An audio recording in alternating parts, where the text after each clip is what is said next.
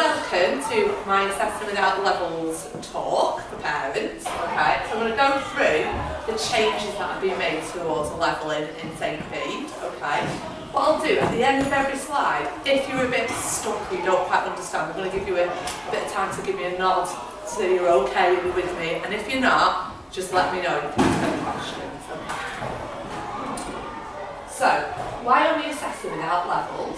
So, the government wants schools to have more control, okay, and to feel like they're in the driving seat. We've got a new curriculum now for all schools, and so we have to find a different way to assess to make sure that those children throughout the school are meeting the objectives. And the new way of levelling, well, without levelling in fact, the new way of assessing children is very similar to the early years assessment, which is all age related. So, if you remember in reception, your child might have got a score based on their months of learning, so they've been banded, or your child is meeting this band of 30 to 40 months or whatever, okay? So, who does it involve? So it involves children in years 1 to 6, not early years, because they have a different assessment model.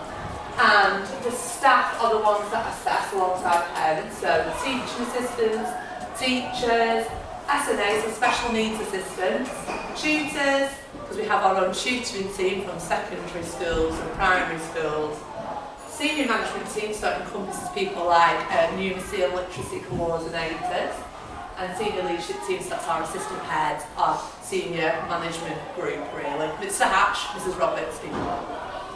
Parents are part of this assessment model as well, so if your child's getting homework or reading to do and you feel that they're really meeting those objectives that they've been set, come in, tell our teachers, and then we can use that as a form of assessment. You know, or for example, you might feel like they keep getting the same piece of homework, they've already nailed it, so let us know that they're ready to make that next step off. Okay? Are you alright so far? Okay, this is where it gets a little bit more confusing. Okay. So what will assessment look like at St Bede Academy? So first of all, it won't look like this at every single school, because every single school is allowed to choose their own assessment model. But I work with other assessment leads from other schools locally, and we talk about what's going well for us and what's not working well. So we steal ideas from each other and refine it to meet the needs of our children. So we're having a 7-step model at St Bede. So every year group, okay, will have the same model. In the past it used to be levels, so a child could get a level 1 to a level 6 and they went throughout the school. So if your child was in year 2, they could get a level 1, a level 2, a level 3. But actually children in year 6 could get a level 3 as well. So it could be quite disheartening for pupils, parents and staff if you're saying, well, my child's in year 6, they've got a level 3, but also my other child's in year 2, they've still got a level 3. Seems really confusing. So now, what's going to happen is every child in every year group will work towards achieve for their year group. So if you've got a child in year 2, they're going to work towards achieving year 2, okay? Or achieving year 3, or achieving year 4. Are you with me? Okay, so at the beginning of the year, they want to cover any objectives. So all children will start below, okay? So if you were going to get a progress kind of form or a meeting with a teacher, you could be quite disheartened at the beginning of the year if I'd have said your child's actually below. But all children are below because they haven't actually looked at any of the objectives. Then we have working towards 1, 2 and 3. So these are little mini steps when the children are achieving some of the objectives. So most children, by the end of Christmas, so our first term, will be here working towards 1 or below, okay? Some children will be in this bracket here. By the end of Easter, so that's your second full term, children will be here working towards 2, working towards 3. And by the summer we hope that the majority of children are achieved. Some children who are gifted and talented and really, really do well might get mastery. Mastery is actually applying the skills as well. So you might have an objective, for example, like the 7 times tables. You might be able to, answer very simple numerical questions on it, but mastery is about applying those skills, okay? And then exceeding is where you're saying those children are really ready for the next year group up. But you're looking at about 5 children, okay? Because in year 6 we used to have level 6, and only about 5 or 6 children would get that. And that's kind of something similar to exceeding. Is that okay? Are you all with me? Okay? So, if I was a parent, I would want to know, right, okay, where does my child need to be by the end of each term? So I've just briefly covered that. So by the end of autumn term, I did say some children might still be below, okay? But we are aiming that most children will be working towards 1 or working towards 2. So we'll have got some percentage of the objectives. By the end of Easter, so spring term, children will have got working towards 2 or working towards 3. And the majority of children by the end of summer term are aiming for achieved, okay? But what if your child is gifted and talented, okay, so you're wanting to really aim, and we are too, towards mastery and exceeding. And if your children have a special educational need, they might not get all the way down to achieved. They actually might have some areas of the year group below some of their objectives that they still need to cover to make this progress, okay? So we will aim for all children to get achieved, but it might be that some children make a little bit slower progress. It's not really ideal though. So what we do is I'm just going to skip a slide for a minute. If your children have extra needs for support or needs more challenge, we need to make sure that they're still making good progress. So what we do is teachers differentiate lessons, that means split activities up within a lesson up to 4 ways, okay? So they'll have some kind of activity for your SEN children within the class, so your special educational needs, some kind of activity for your lower ability, your middle ability, your higher ability with gifted and talented. Do you understand that? So actually teachers are planning lessons but have to have up to 4 activities within a lesson, okay? To make sure children aren't getting bored or make sure that children are supported. Plans are adapted by teachers and special needs assistants to children with statement of educational healthcare plans. So it's only a small majority of children that have these, but some of these children work alongside a teaching assistant on a one-to-one. And so they completely adapt that planning to meet the needs of that child, okay? Appropriate support decided in progress meetings. So every half term we have a progress meeting. So it was only in year 6 progress meeting the other day. Within that meeting we discuss all the children within the year group, how they're doing, if they're at where they need to be.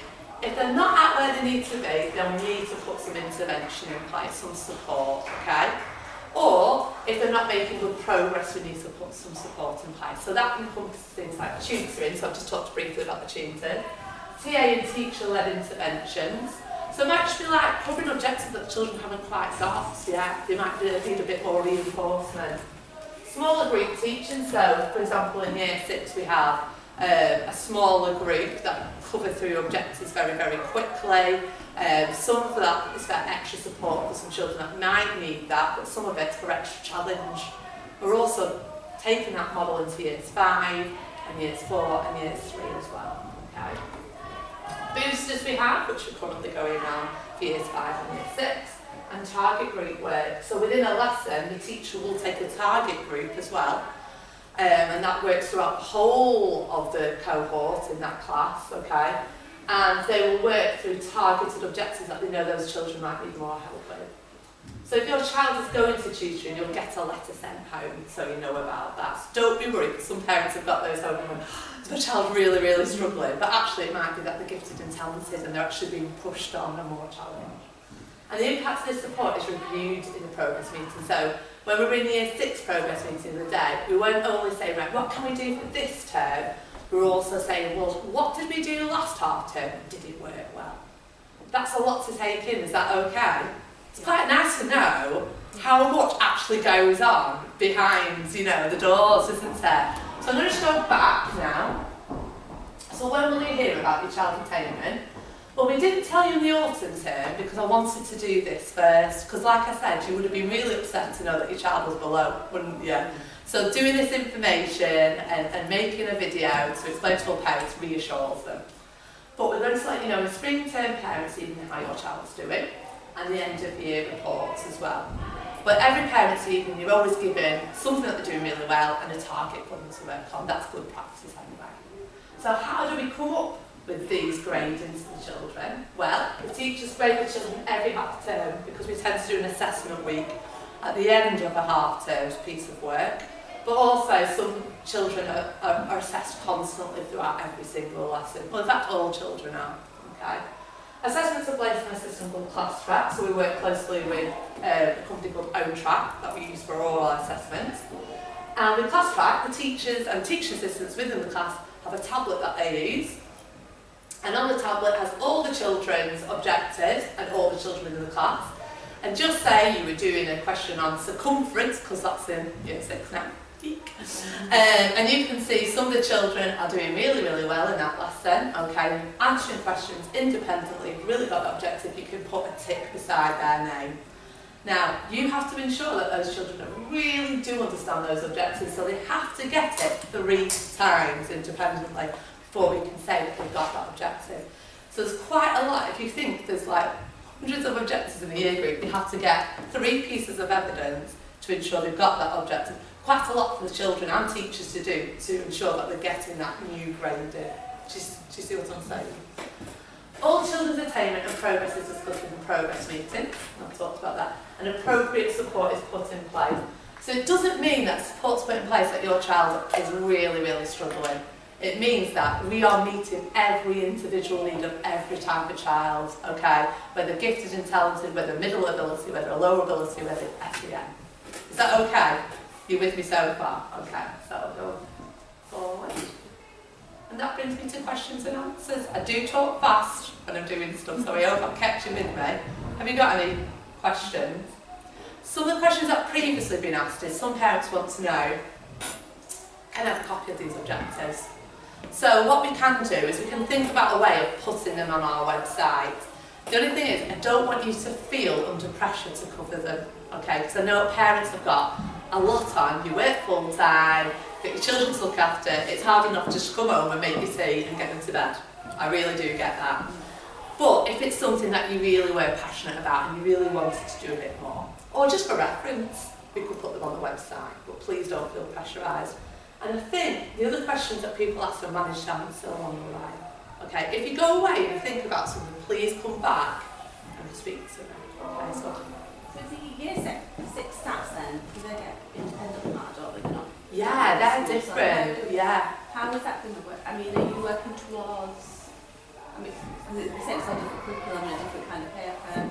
It's the same curriculum.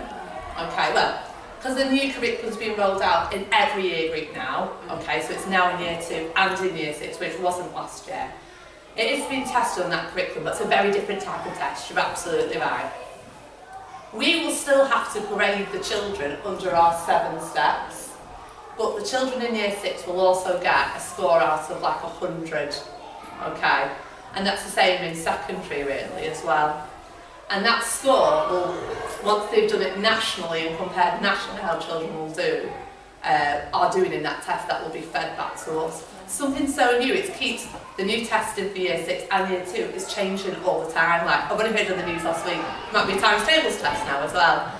And when I've gotten to meetings with the local authority, they're really, really good at feeding that information onto us, but they're saying we don't always know what, something's changing all the time. But I've done a separate PowerPoint on that, and I am going to be doing a meeting for that for Year 2 and Year 6 parents, because it is very confusing. I even think that myself. One in each, so. I know, and it is, when you don't fully grasp something, it can be quite worrying as well. Well, it's just how you can compare the national, so where you could know about level 5 to level 5. Exactly. I know. And how would it be set for secondary? I know, that is worrying, but to be honest, secondaries do their own thing sometimes as well. Like, they'll do their own testing when they go to secondary, because they're used to having their heads. Well, that's where they were at the end of Year 6, but the summer holidays has passed and things are quite different in secondary. So let's look at assessing again. A bit like in early years, secondary schools will do some assessments in the early days to get their head around where are these children at. Okay. But yeah, it is daunting. It's daunting for us as teachers too. So, right, so that brings me to the end. Thank you very much.